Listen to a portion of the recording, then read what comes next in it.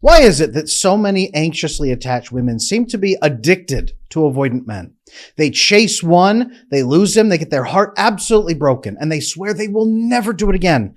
And then what happens? They go out, and the next guy they find, just as avoidant, if not more so. Why does this keep happening? I've seen it time and again in my coaching practice and in my years as a marriage and family therapist. Women who are anxiously attached seem to crave a connection with avoidant men. And I'm here to tell you that that actually is a true thing. And I'm going to walk you through today exactly why anxiously attached women are so addicted to avoidantly attached men, and a couple of things you can do to make sure that you don't select an avoidant man next time. Stay tuned for the second half of this video because that's going to be answers for exactly what to do. But first, I need to walk you through exactly what's happening in your selection process. Why are you finding yourself connecting to these men who are just going to hurt you? It's not that you're a bad person. It is not that you're foolish or stupid. It really is that you are following a very specific pattern that millions of women are trapped in. And today I'm going to show you exactly how to break it. So let's go. Now, I'm just going to get this out there. The very first thing and the first reason that a lot of anxiously attached women do connect to avoidantly attached men is the thrill of the chase. It's not just this, but there is an element there, right? The avoidant man's emotional distance. It creates a sense of excitement, a sense of challenge for the anxious woman.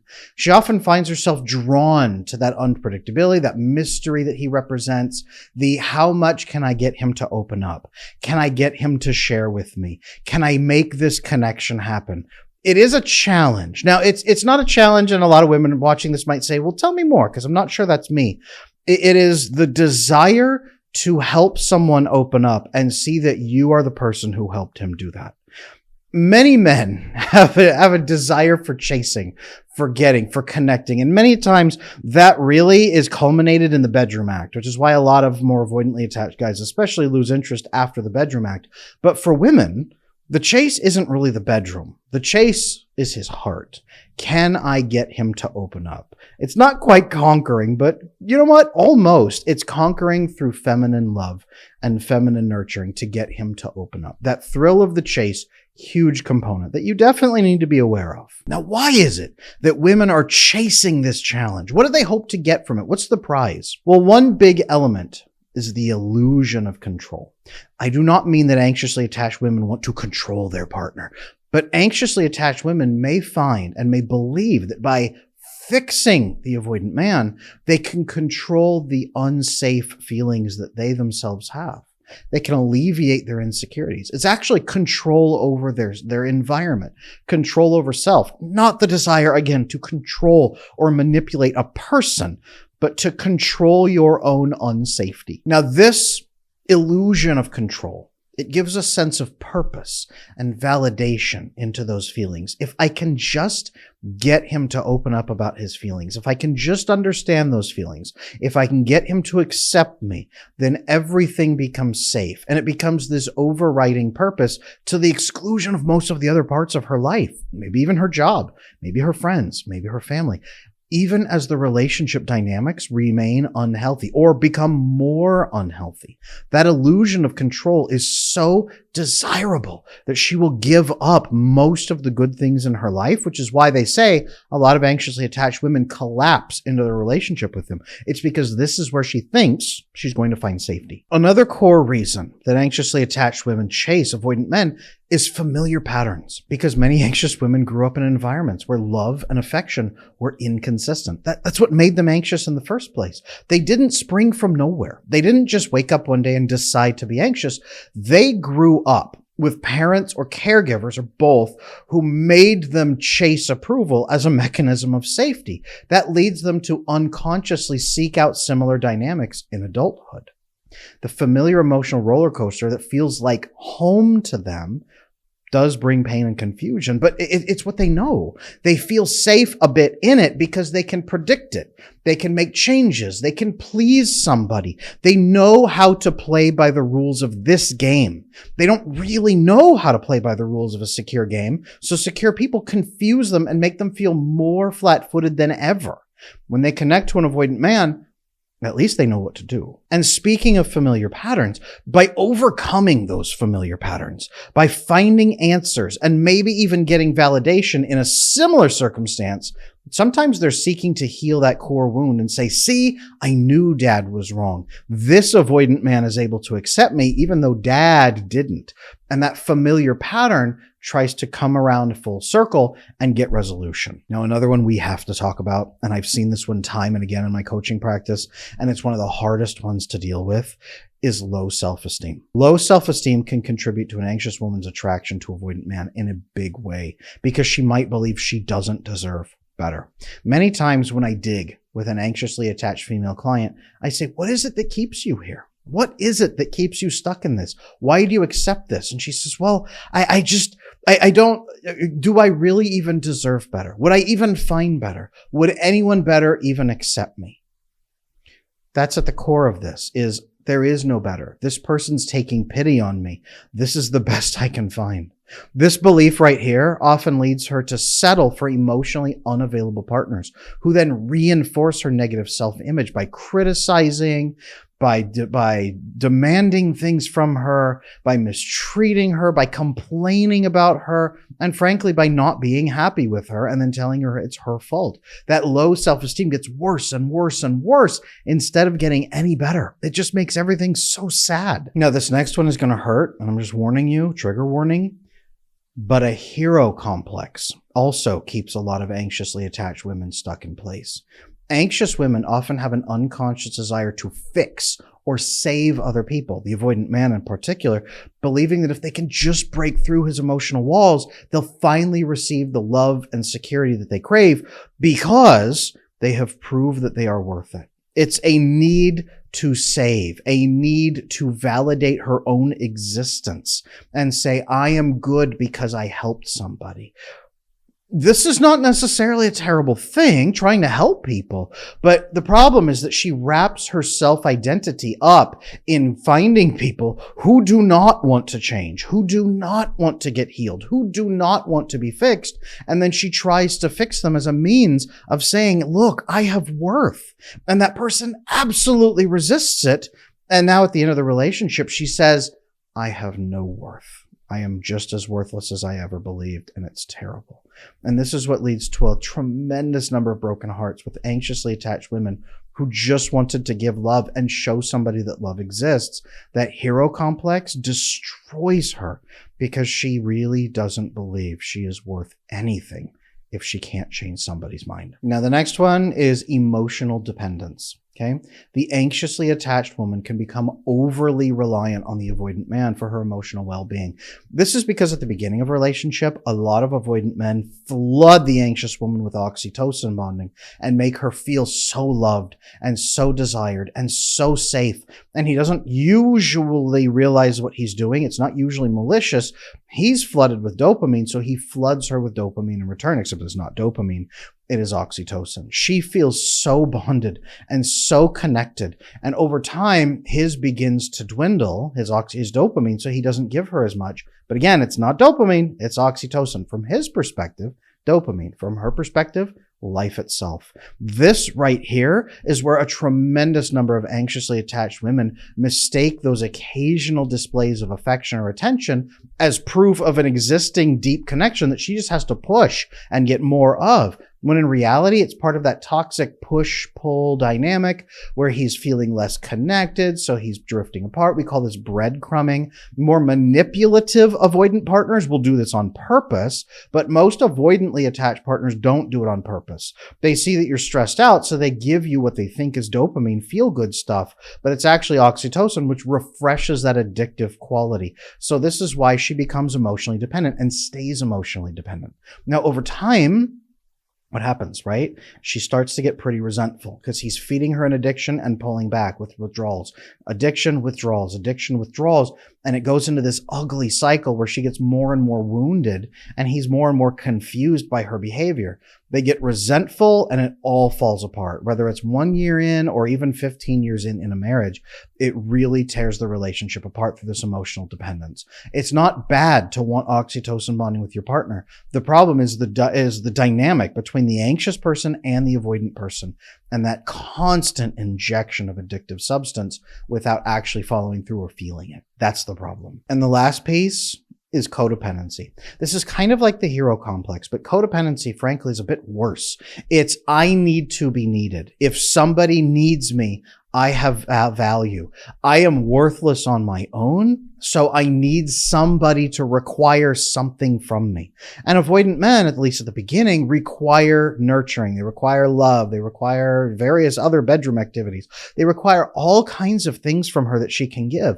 As the relationship goes on, though, and especially keeping in mind that emotional dependence, he begins to need other things, or he doesn't know what he needs anymore. The dopamine cliff happens. At 6 months, he falls off the dopamine cliff and no longer gets dopamine from her, so he doesn't know what he can want or feel from her, and she doesn't know how to give it to him. She gets more and more frustrated, saying, I want to give you my love. And he says, I don't know what that means. It doesn't seem to have any value to me. So he rejects it, and she needs him to accept it. She needs him to accept this. Now, keep in mind, most anxiously attached women, unfortunately, they don't know how to signal or detect interest in somebody unless they're being love bombed.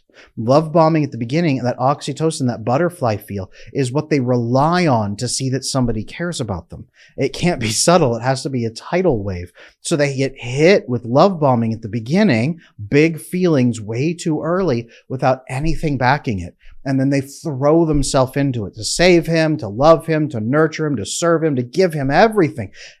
And in return, what happens? The dopamine cliff. He starts pulling back. She feels abandoned. She chases. That's why this dynamic happens, you guys, over and over and over. Millions and millions and millions of times every year. Tens of millions of times. This is why we have a 98% breakup rate in relationships right now through dating. It's because of this dynamic of over and over and over anxiously attached women and avoidantly attached men continuously. Now, there's an elephant in the room that we need to discuss, which is that a lot of anxiously attached women are in therapy and they're trying to fix this. They're trying to resolve anxious attachment. They're trying to solve problems.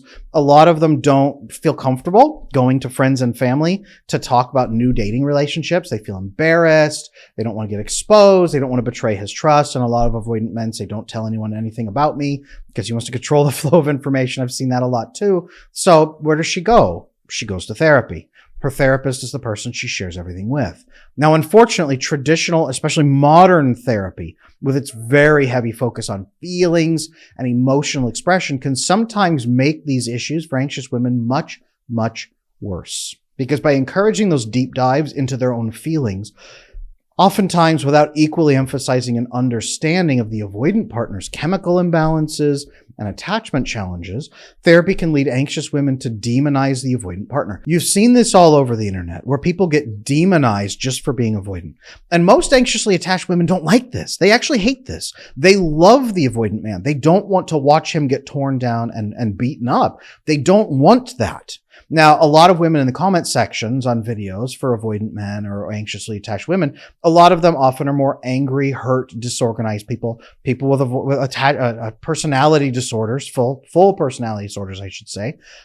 Yes, sometimes they are very resentful, anxious women who are currently in an anger cycle following betrayal, so they're there for that. But by and large, from my experience, years and years and years of doing this as the attachment specialist, most anxiously attached women, they actually get kind of disgusted by watching people attack the men that they love, the man that they care about. They don't want that. Now, in therapy, and I've seen this too many times with therapy colleagues, a therapist sometimes will pick a side. Wow, what a jerk. Wow, he's so mean to you. Why doesn't he care about you? Why doesn't he love you? And remember that she's going in there sharing the worst parts. Women don't go into therapy to gush about how happy they are, typically.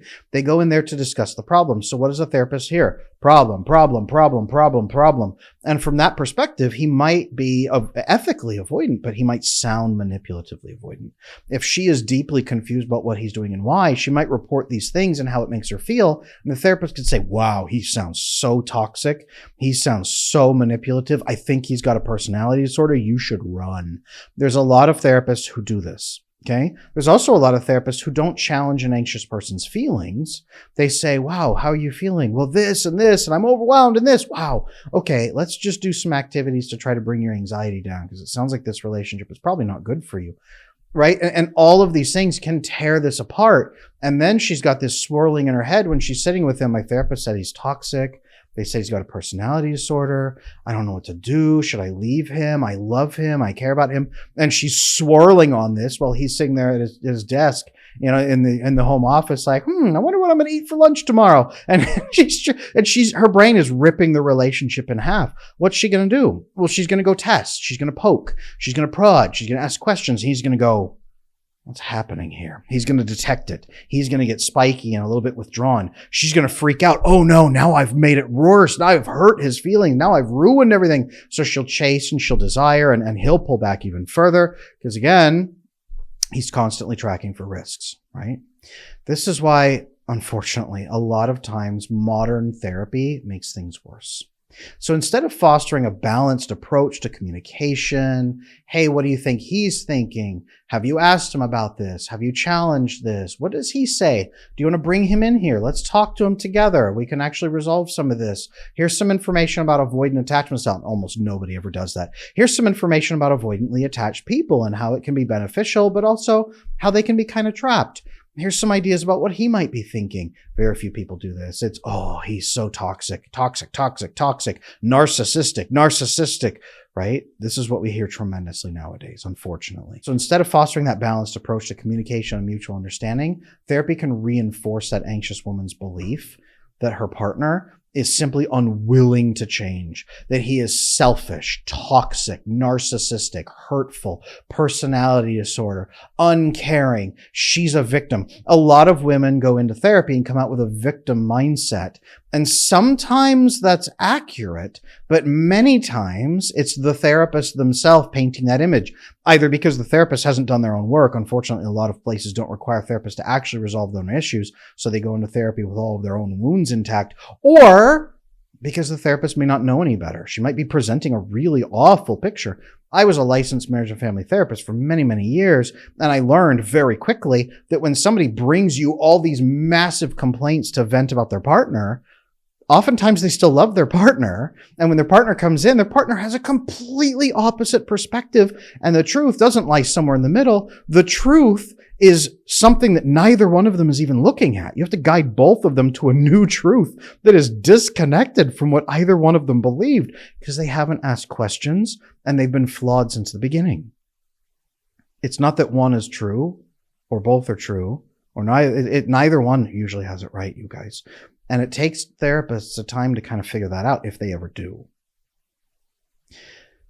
This problem can send that anxious woman in the wrong direction. That can further entrench her in unhealthy relationship dynamics as she loses one loving partner after another because they're avoidant, sure, but she loses these relationships that mean a lot to her. And she doesn't want to lose these relationships. She just doesn't believe it's possible anymore. Now that deepens her frustration. It deepens her confusion. And oftentimes it either provokes worse anxious feelings in her, like all of these people have left me and didn't love me, or it flips her and she becomes the blend of the two, the disorganized style, where she accrues more and more avoidant traits. I deserve better than this. I deserve better. I've seen too many people go into therapy with the wrong therapist and come out, I deserve X, Y, and Z. And now they go into relationships with a list of angry demands. And the new partner ends up taking all of the beating that the last partner provoked. And it's not right. I've seen it too many times with good-hearted, anxious people who are led astray. This cycle, not only of the anxious person connecting to the avoidant person, but even in the therapy structure, can become very addictive.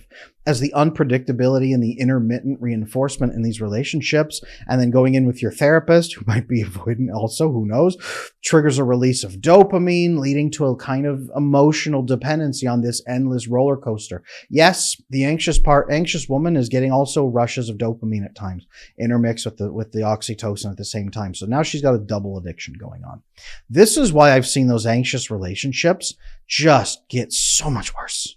This is unfortunately why a lot of anxiously attached women can't find the way out. Not because they're foolish. Again, not because it's not possible. Not because they're not trying. Most of them are trying incredibly hard.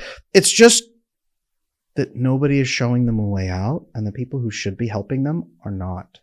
Many times the people who should be helping them are making it worse, whether that's friends or family, yes, even a therapist. So if this sounds like your dynamic right here, If you've never really understood the deep underrunnings inside an avoidant man, if you don't know why you're doing what you're doing, if you don't know how to speak to him differently, if you want to be able to test if he's really as toxic as you think he might be, or as your therapist says he is, keep in mind that I do have the How to Love an Avoidant Man video course.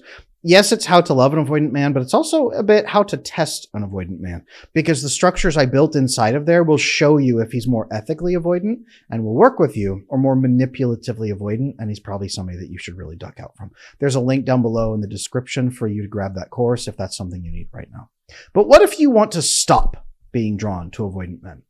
What if you want to start attracting secure partners instead? Well, there's a couple key things that you need to do. And here's what I'm going to tell you right now. First thing, identify your attachment style.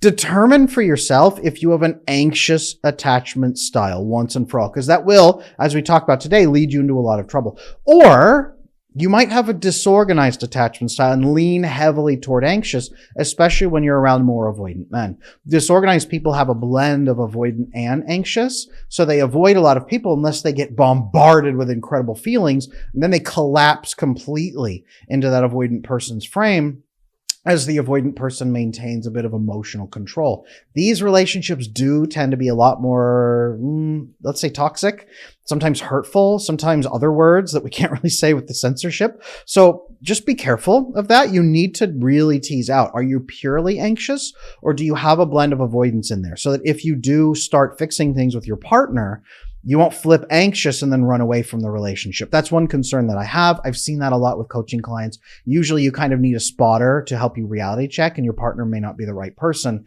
because you're going to distance from them if things do start to work out. Just be aware of that. Understanding your own patterns is crucial to making relationships work, but it's also crucial to helping yourself change so you can go through the process correctly. Another key important thing that you absolutely have to do before you get into another relationship with an avoidant man, or if you're in one right now, before you have another conversation, is to clarify in your mind, what do you truly need in a partner?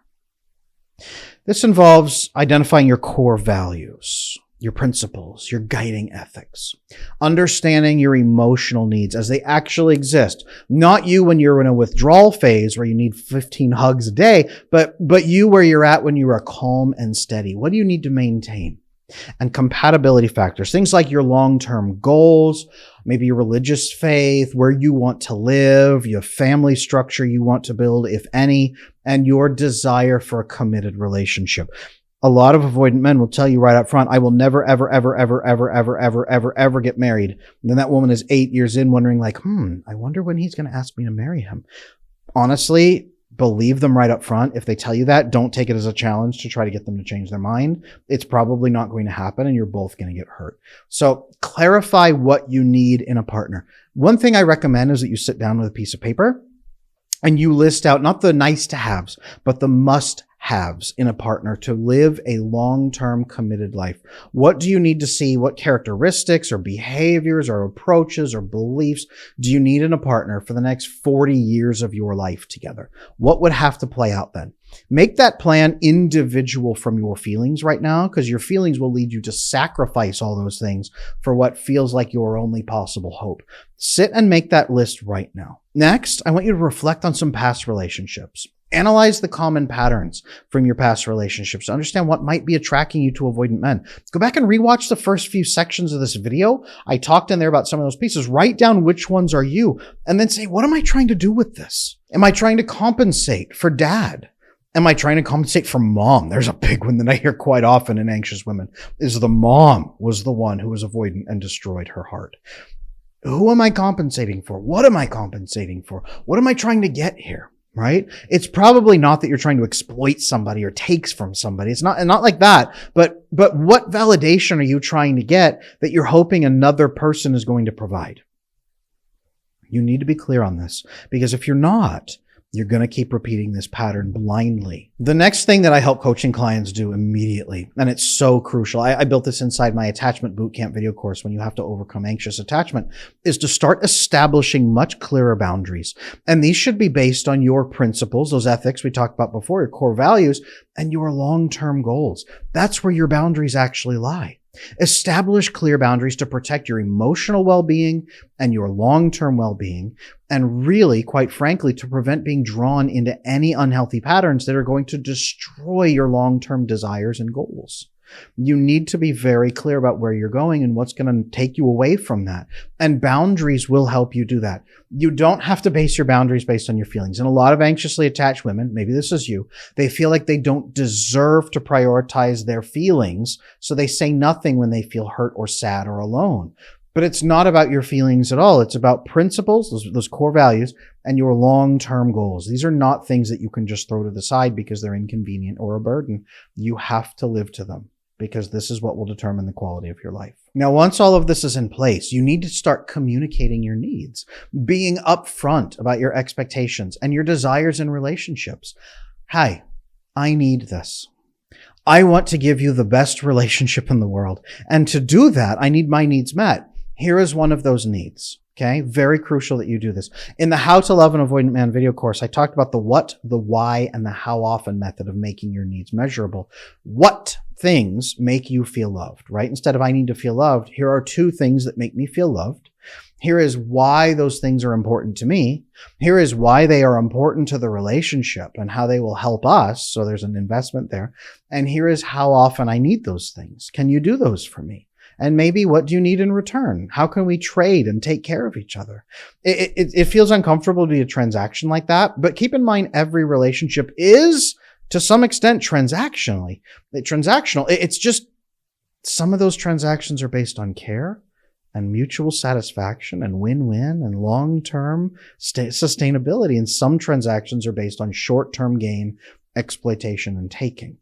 Be the person who bases your desires and your transactional needs on mutual gain, mutual love and care, so that you offer to the other person as well. This is what I need. And also, what do you need? How can we take care of each other? That way, the transaction you're building is not one for one. You do this for me and then I do this for you. It's I take care of you and you take care of me. And that's the transaction. Does that make sense? Not one for one, but the overall system. That's what we're looking for. Another step that you've got to take, and I don't know how to sugarcoat this, so I'm not going to. You've got to resist the call of the familiar and go to the unfamiliar. You have to beware of the comfort zone trap associated with avoidant men and actively seek out new experiences. You are going to feel a little intimidated and a little uncomfortable talking more openly on a date. But when you do that, you will attract secure men. You will make them like you more, and you'll develop a deeper connection with them over time that's long-term sustainable. It'll build slower, but long-term sustainable, because you have built it carefully through honest, open conversation. It will usually drive away the manipulative avoidant men, by the way, and make sure that you're not connecting to them in the wrong ways.